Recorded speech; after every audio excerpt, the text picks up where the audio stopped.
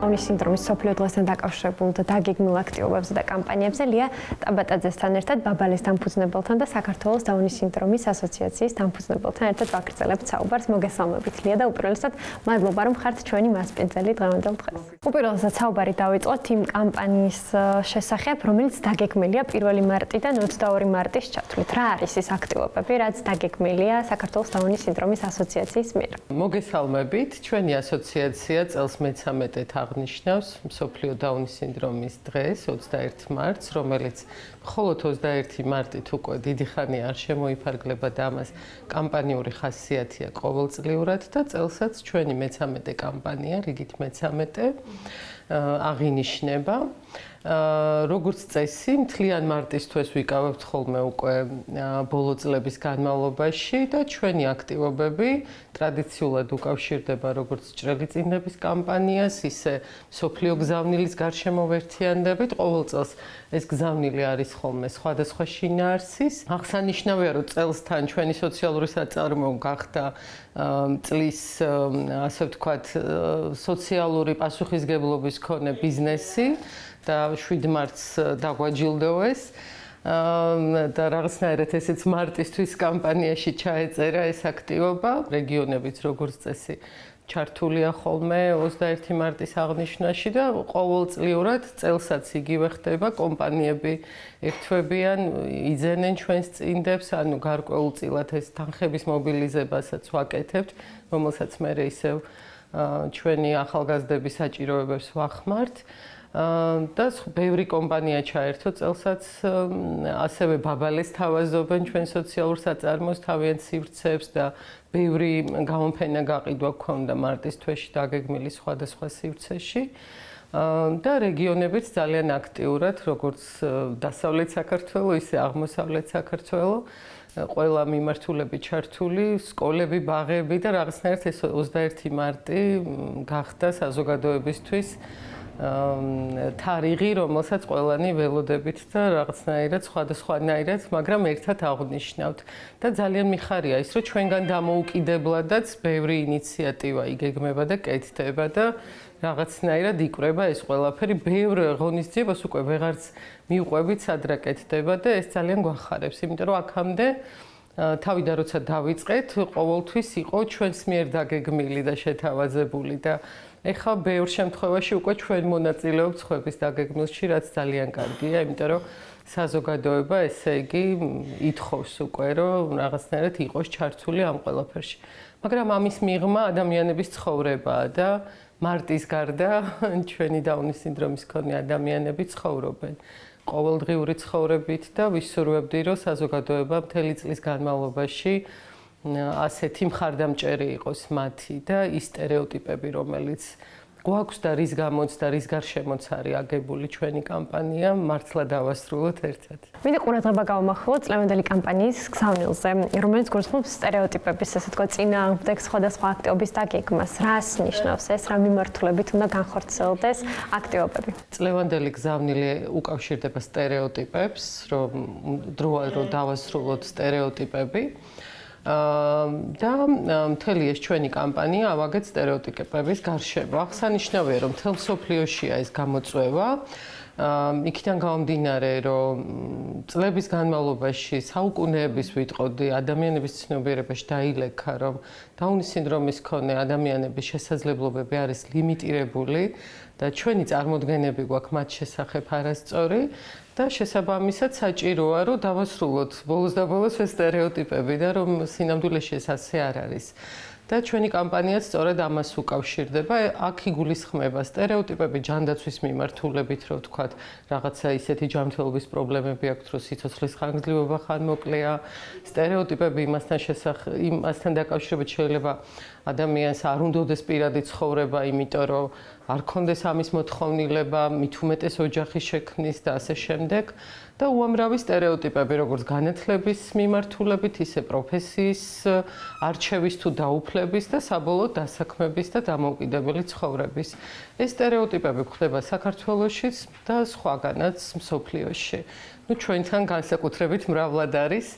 და რა თქმა უნდა, ყველა ჩვენი აქტივობაც ამას უკავშირდება, შეიქმნა სპეციალური წინდებიც სტერეოტიპებთან დაკავშირებით და ჩვენი ახალი წინდები წლევანდელი არის სწორედ ჩვენი გოგობიჭების ნახატების და სხვადასხვა მხატვრების ერთობლივი პროდუქტით შექმნილი, ანუ ეს დიზაინები და ესეც საინტერესოა თვითონ ეს წინდების სტერეოტიპების ასე ვთქვათ დასრულებაში გვეხმარება, იმიტომ რომ ჩვენი ხედავთ რამდენად კარგად არის შესაძლებელი, რომ დაუნის სინდრომის მქონე ადამიანის ნახატი ისეთივე საინტერესო იყოს მომხმარებლისთვის, როგორც სხვა ნებისმიერი წარმატებული მხატვრის ნამუშევარი შეიძლებოდა ყოფილიყო. მაყურებელს მინდა უთხრა, რომ 14 და 15 მარტს უპრეცედენტო სამედიცინო კონფერენცია ჩაატარდა სწორედ ასოციაციის, ესე ვთქვათ, ჩართულობით, ხელმძღვანელობით, რა იყო ის ძირითადი თემები, რაზეც ყურადღება გამახვილდა. წელს გქონდა პირველად საქართველოში ჯანდაცვის მიმართულებით ორდღიანი კონფერენცია და მინდა აღვნიშნო, რომ გაერო შტაბ-ბინაშიც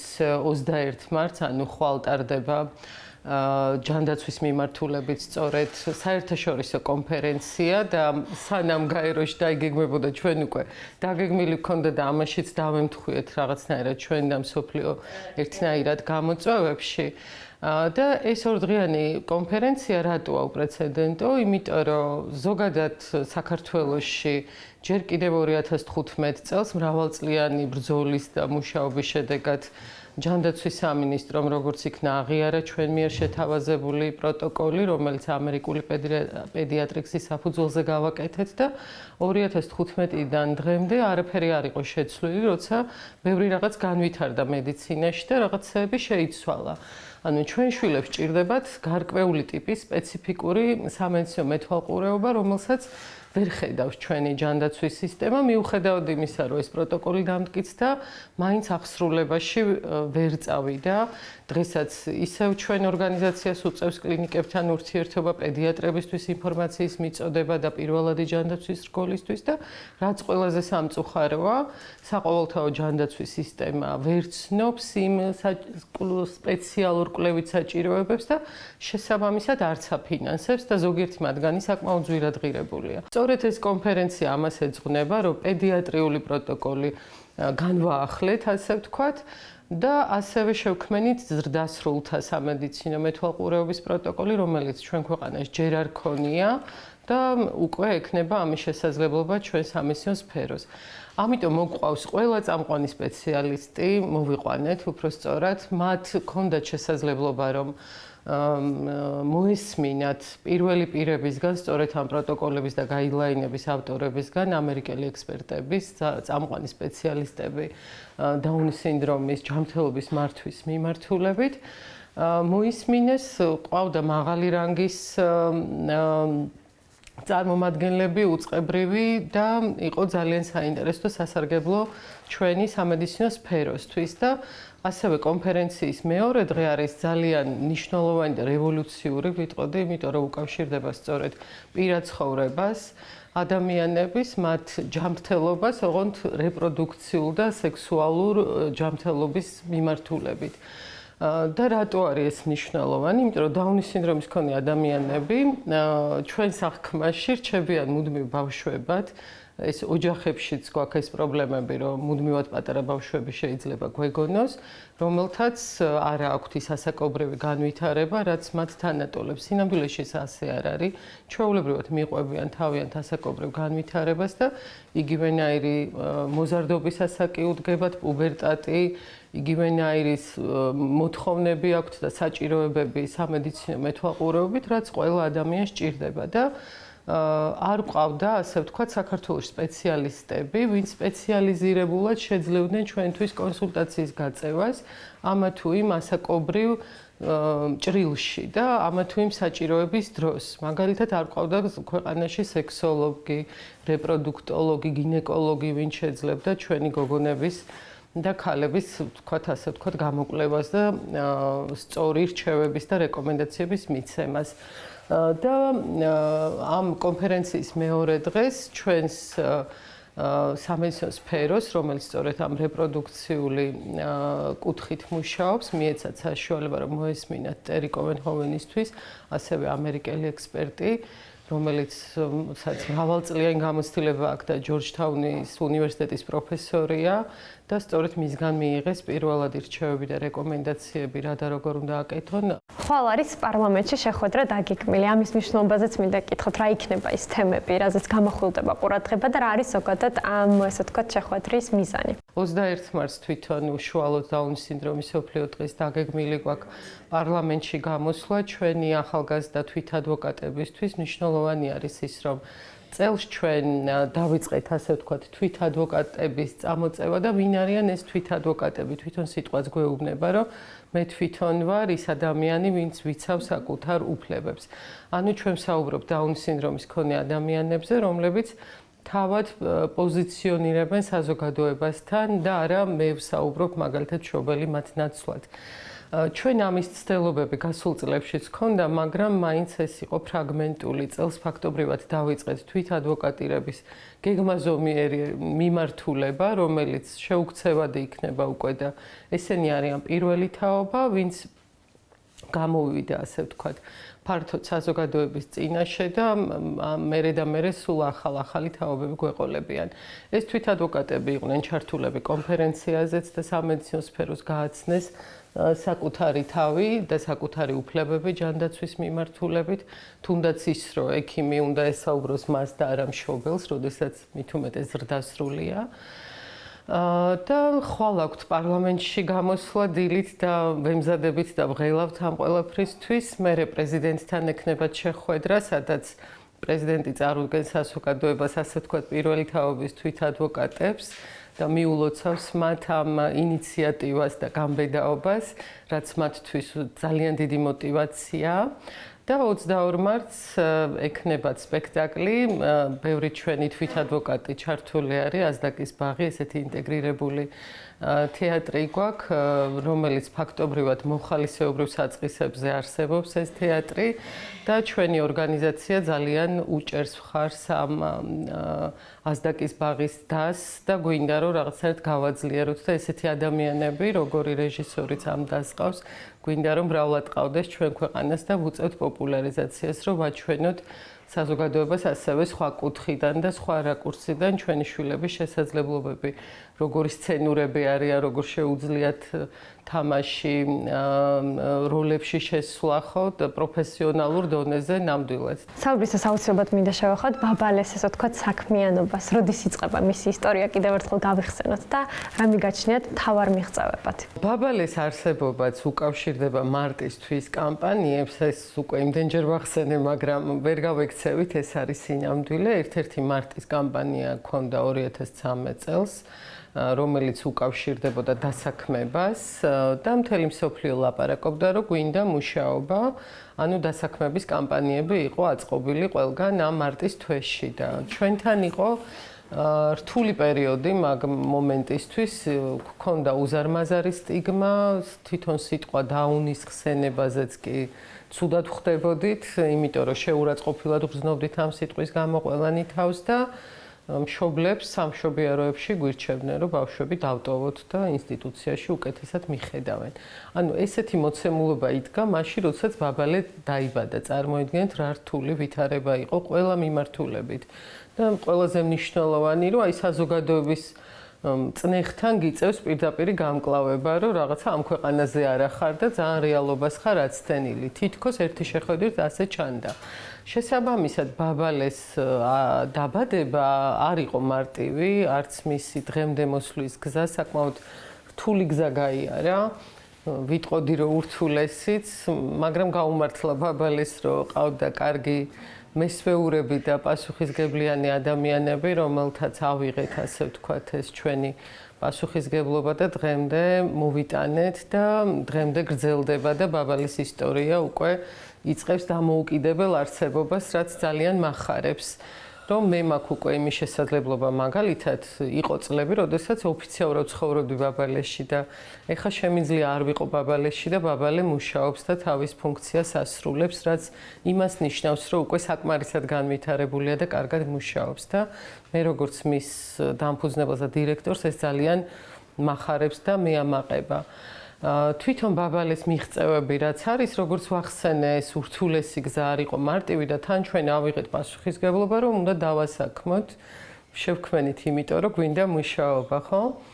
და წარმოიდგინეთ რა პერიოდია, რომ დაასაქმო ადამიანები, განათლების მიღების შესაძლებლობაც კი არ ქონდა იმ თაობას, ვინ შეგვეძლო რომ დაგვესაქმებინა, იმიტომ რომ არ ქონდა ინკლუზიური განათლება, საბავშვო ბაღებში არ იღებდნენ, სკოლაში ვერ სწავლობდნენ, რომელ პროფესიაზე იყო საერთოდ ლაპარაკი. 2012 წელს დაიწყო ინკლუზიური განათლება და ყველას კარგად გვახსოვს, როგორ ნერვებს გვიშლიდნენ ეს ბავშვები სკოლებში, განსაკუთრებით მასწავლებლებს და იქნებ სხვაგან წაიყვანოთ და მთელი ომები გადავიტანეთ ოჯახებმა, რომ რაღაცნაირად დაგვემკვიდრებინა თავი, ხო? დღეს უკვე ამაზე აღარავინ საუბრობს და აღარავის არ უყვერს. მაგრამ იმ მომენტისთვის ეს ძალიან რთული ამოცანა იყო. ფაქტობრივად მაშინ პირველი თაობა წავიდა სკოლაში, პირველკლასელები, რომელსაც ვერ დაასაქმებ, ხო? და ის თაობა, რომელიც ბაბალეში შეიძლებოდა მოგვეყვანა, იყვნენ საზოგადოებისგან გარიყულები, ხშირ შემთხვევაში მიტოვებულები და ინსტიტუციური გამოცდილების მქონე ადამიანები, რომელთანაც მოგვიწია ურთულესი გზის გავლა, ანუ ის რომ მოვიდოდნენ ჩვენთან, რომ ვიღაც არ დასცინებდა, რომ ის უნარები, რომელიც არ ქონდა, რაღაცნაირად ამაზე უნდა გვემუშავა. ამ დროს ბაბალე ვიცით, რომ ბიზნესია და მოგვიწია ამ თერაპიული და განმავითარებელი ფუნქციური როლის აღებაც. რაც ძალიან რთული იყო ნამდვილად, ჩვენც გაგვიჭირდა ეს ყველაფერი, მაგრამ რაღაცნაირად ერთად დავძლიეთ. და ამ წლების გამოცდილებამ და ამასობაში უკვე თაობები გაიზარდა, ხო 2012 წლიდან წასული მოსწავლეები წელს და შემდეგ წელს უკვე სკოლებს ამთავრებენ და პროფესიული განათლების შესაძლებლობაც მიეცათ. ანუ უკვე ყავს ბევრი ადამიანი, ახალი თაობა, რომელთაც ნამდვილად უნდათ დასაქმება და ეს უნარები გარკვეულწილად გამომუშავებული აქვთ, არ არიან მიტოვებულები, არ აქვთ ეს შინაგანი ჩაკეტილობა, რაც თქვათ, წინა თაობის ადამიანებს ახასიათებდათ, იმიტომ რომ კლასელები ყავთ, მეგობრები ყავთ, ეს ყველაფერი მუშაობს და ნამდვილად გავლენა აქვს ამას პოზიტიური. და ბაბალეც რაღაცნაირად აღმოჩნდა, რომ მზად არის უკვე ამ ყველაფრისთვის. რაც ყველაზე მნიშვნელოვანია, ბაბალეში ადამიანები პროფესიებს სწავლობენ. მინდა ამაზეც გავმოხოთ ყურადღება, რამდენი ეტაპად ხდება, ესე ვთქვათ, შესწავლის პროცესი, როგორ ყალიბდებიან აქ ადამიანები, ესე ვთქვათ, პროფესიონალებად. ჩვენი პრაქტიკული ცოდნის საფუძველზე შევქმნით უკვე პროგრამაც კი, რომელიც 4 საფეხურისგან შედგება. და ჩვენმა წლების გამოცდილებამ გვაჩვენა, რომ ადამიანის დასაქმება განსაკუთრებით, როდესაც ინტელექტუალური შეზღუდული შესაძლებლობა არ არის ესე, რომ გახდათ 18 წლის თუ 25 წლის და მოვიყვანეთ და დავიწყეთ მუშაობა. მას ჭირდება უფრო მეტი დრო, ვიდრე ტიპური განვითარების ადამიანს, რომ მეტი უნარი გამოიმუშაოს ის, რაც მუშაობისთვის ჭირდება. ამიტომ ჩვენი საფეხური პირველი იწყება 12 წლიდან და ეს არის ყველაზე, ასე ვთქვათ, სახალისო საფეხური. აქ შემოდიან ბავშვები და ხატავენ, ძერწავენ, ჭრიან, ანუ ივითარებენ ნატიფ მოტორიკას, თვალის და ხელის კოორდინაციას, რომ ბაბალეში რეები კეთდება, ხო? რა შეიძლება ადამიანს აკეთებინო მით უმეტეს მომსახურების სფეროში, იქ შეიძლება შეფუთვაზე იმუშაოს, რაღაცის დამუშავებაზე, შენახვაზე, ხო, დახარისხებაზე, ამას ყველაფერს ჭირდება თვალის და ხელის კოორდინაცია, ხარისხის კონტროლი, დროის კონტროლი, მოსვლა-წასვლა, ხო და ერთმანეთთან გუნდური მუშაობის გამომუშავება. და სწორედ ამას ვაკეთებთ პირველ საფეხურზე, ფაქტობრივად ეს შემოქმედებითი პროცესებით ვუვითარებთ ამ უნარებს, თან ბავშვებისთვის ახალისოა. დაახლოებით თითოეულ საფეხურზე 2 წელიწადს დაყოფენ, ასე ვთქვათ, მეორე საფეხურზე უკვე იწყება პროფესიული ორიენტაციის საფეხური, სადაც უფრო მეტი პასუხისგებლობა შემოდის, რომ ვთქვათ, შენ იქ რო შემოქმედებით აქტივობებში იყავი ჩართული. ეხლაც არ იქნები ძალიან შორს შემოქმედებისგან, მაგრამ უკვე ჩაერთვები იმ პროცესში, რასაც მუშაობა ქვია. და რაც ბაბალეში კეთდება, ეს კერამიკა იქნება, ხის დამუშავება, მოხატვა, ანუ ყველაფერი, ყველა პროცესი, სალაროსთან ურთიერთობა, კლიენტების მომსახურება თუ ასე შემდეგ, სხვადასხვა დოზით იღებენ ამ ყველაფერში მონაწილეობას. და როგორც თანამშრომლები იმ სტატუსით არიან შემოსულები. ოღონდ რა თქმა უნდა, სტაჟირების სახით. პარალელურად ვიწყებთ, ასე ვთქვათ, სხვადასხვა კომპანიებთან ურთიერთობას რო გავაცნოთ და მსოფლმხედველობა გავუზარდოთ, რომ ბაბალეს გარდა კიდევ ბევრი ადგილია, სადაც შეგიძლია იმუშაო და შენთვის შეიძლება ბაბალე ძალიან კარგი იყოს, მაგრამ უფრო საინტერესო იყოს მზარეულობა მაგალითად ან მიმტანობა, ან კიდე სხვა რამ, რაც მას შეიძლება მოუნდეს, ან სასტუმროში უნდა მუშაობა, ან ნებისმიერ ადგილას. ვეხმარებით, რომ გაიცნოს ეს კომპანიები, კომპანიებთანაც თანამშრომლობთ სწორედ ამ მიზნით, რომ მოგცენ არა მხოლოდ დათვალიერების, არამედ პროფესიის მოსინჯვის საშუალება. ასევე თანამშრომლობთ პროფესიულ სასწავლებლებთან, რომ აი შე რო ნახე, მაგალითად სასტუმრო საქმეს, ეგრეთ წოდებული housekeeping-ი, ხო? და ჩათვალე, რომ ეს შენთვის კარგია. როგორ ისწავლება ახლა ეს, ხო? ამასაც ვაჩვენებთ პროფესიულ სასწავლებლებში, რომ ზუსტად მიხვდეს, რომ ეს რაც მომეწონა და მოვსინჯე, მე ამას როგორ სწავლობ და რა დრო მჭირდება ამისთვის და მე როგორ უნდა დავსაქმდე. რომ გააზრებული არჩევანი გააკეთოს ადამიანმა და ისე წავიდეს განათლების მისაღებად და ამ პროცესშიც ვეხმარებით. და საბოლოოდ პროფესიულის დასრულების მერე უკვე ბრუნდება ან ბაბალეში, ან ვეხმარებით სხვაგან დასაქმებაში, აი ეს შედგება, ასე ვთქვათ, ჩვენი საფეხურები ამ პროცესებისგან. ეს მოგცა ყველაფერი ამ ჩვენმა გამოცდილებამ. მინდა აღვნიშნო, რომ ეს ყველა ჩვენი საფეხური ფინანსდება ბაბალეს მიერ და შესაბამისად ლიმიტირებული გვაქვს ჩართული ადამიანების რაოდენობას. ეს არის 20 ადამიანი, სხვადასხვა, ანუ 4-ვე საფეხურზე 20 ადამიანი და როდესაც ბოლო საფეხურიდან გადის უკვე და პირველიდან თავისუფლდება და გადადის მეორეზე, მანდ უკვე ვაკანტური ადგილი და შევსება შეგვიძლია. სამწუხაროდ ამაზე მეც ამ ეტაპზე ვერ ვაკეთებთ ჩვენი, ასე ვთქვათ, ლიმიტირებული რესურსების გამო, როგორც ადამიანური, ისე ფიზიკური გარემოც არ აქვს დიდი, ასევე ფინანსური, რაც ყველაზე მნიშვნელოვანია, იმიტომ რომ აქ დამატებითი თანამშრომლები მოყვა ამ პროგრამას და ამ ყველაფერს ბაბალე თავისი შემოსავლებიდან ფარავს. სწორედ ამ პროდუქციის გაყიდვის რეალიზებიდან შემოსული თანხა ამ პროგრამის არსებობას ხმარდება. და ესეთი სისტემა გვაქვს აწყობილი და ვისურვებთ, რომ სახელმწიფო, თუმცა ამაზე ჩვენ ველაპარაკებით, რა თქმა უნდა, დასაქმების სააგენტოსაც, ჯანდაცვის სამინისტროსაც, ანუ ჩვენი ადვოკატირების შედეგად შეიქმნა კიდეც ჯანდაცვის სამინისტროში დასაქმების კომიტეტი და იმედი მაქვს, რომ ამ ჩვენ გამოცდილებას და პრაქტიკას გაითვალისწინებენ და რაღაცა ისეთი პროგრამა შეიქმნება, რომ მარტო ბაბალე კი არ გააკეთებს, არამედ სხვებსაც ექნებათ იგივეს კეთების სურვილი და შესაძლებლობა, იმიტომ რომ თემი საკმაოდ დიდია და ერთი ბაბალე ყველა ადამიანს ვერ ეყოფა, რა თქმა უნდა. ძალიან დიდი მადლობა ქალბატონო ლია მასპინძლობისთვის და თქვენი დროისთვის და რა თქმა უნდა წარმატებას გისურვებთ უკვე ხვალ დაგეგმილ აქტივობებზე და შეხვედრაზე, რომელიც პარლამენტში უნდა შედგეს.